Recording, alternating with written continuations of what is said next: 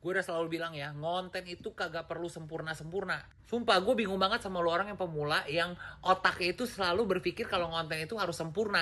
Lu pikir lu lagi audisi? Hah? Audisi apa? Audisi film lu. Dan lu tahu nggak kenapa banyak banget pemula yang gagal ketika dia mau bikin konten? Karena terlalu banyak mikir, overthinking. Ya, siapin lighting lah, harus rapiin kamar dulu ya, kamar gue itu berantakan kagak pernah gue rapiin. Jembut gue tuh ya, kabel-kabel kagak pernah gue rapiin. Itu udah buang waktu cuy. Yang cewek-cewek harus make up dulu pakai lipstick, filter udah ada, tinggal lu pencet sedetik kelar. Kagak usah lu make up segala ya. Make up aja belum tentu orang mikirnya lu cantik, kagak. Jadi gue udah berkali-kali bilang ya, kenapa konten itu nggak harus sempurna. Yang pertama nih, dengerin gue. Orang di TikTok itu tuh nyarinya yang real, yang nggak dibuat-buat, yang relate. Ini TikTok way, bukan sinetron, ya, bukan film Hollywood tuh, yang semuanya indah, semuanya sempurna. Bukan kayak film drama Korea yang semuanya wow, ya, enggak. Audiens itu lebih suka konten yang natural aja, nggak dibuat-buat, lebih relate dan lebih real, ya nggak? Yang kedua, algoritma TikTok itu kagak peduli ya. Dia kagak bisa deteksi tuh kamera lu merek apa, lu pakai iPhone atau enggak ya. Yang TikTok algoritma bisa deteksi apa? Interaksi. Interaksi itu apa aja sih?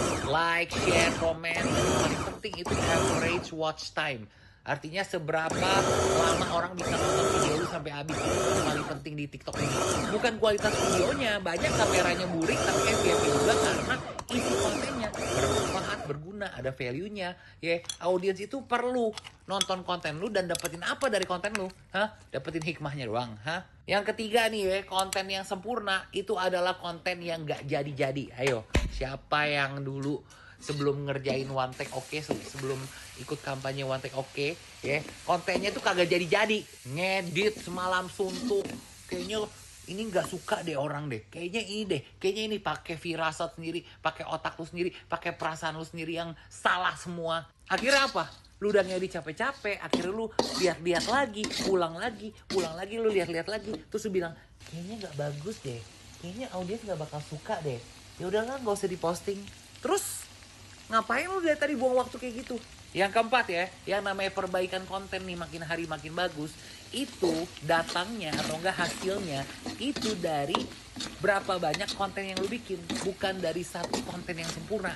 Paham gak sih maksudnya? Jadi intinya tuh semakin banyak dan semakin sering lu bikin konten ya, semakin cepat juga skill bikin konten lu itu bisa naik.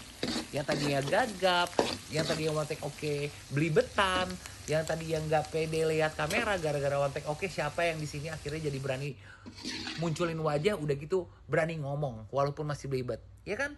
Jadi inget ya, skill lu bisa naik dari semakin sering lu bikin konten, ya, bikin konten yang nggak sempurna, bukan dari satu konten yang sempurna, karena practice makes perfect. Yang terakhir nih ya, viral itu tuh kadang-kadang ya bisa datang sendiri dari konten yang mungkin no effort. Kadang-kadang kita udah bikin konten, udah capek-capek ngedit apa taunya nggak viral. Tapi kok bisa viral ya konten yang ibaratnya kagak pakai ngedit-ngedit, yang apa ya, yang ngomongnya asal gitu ya.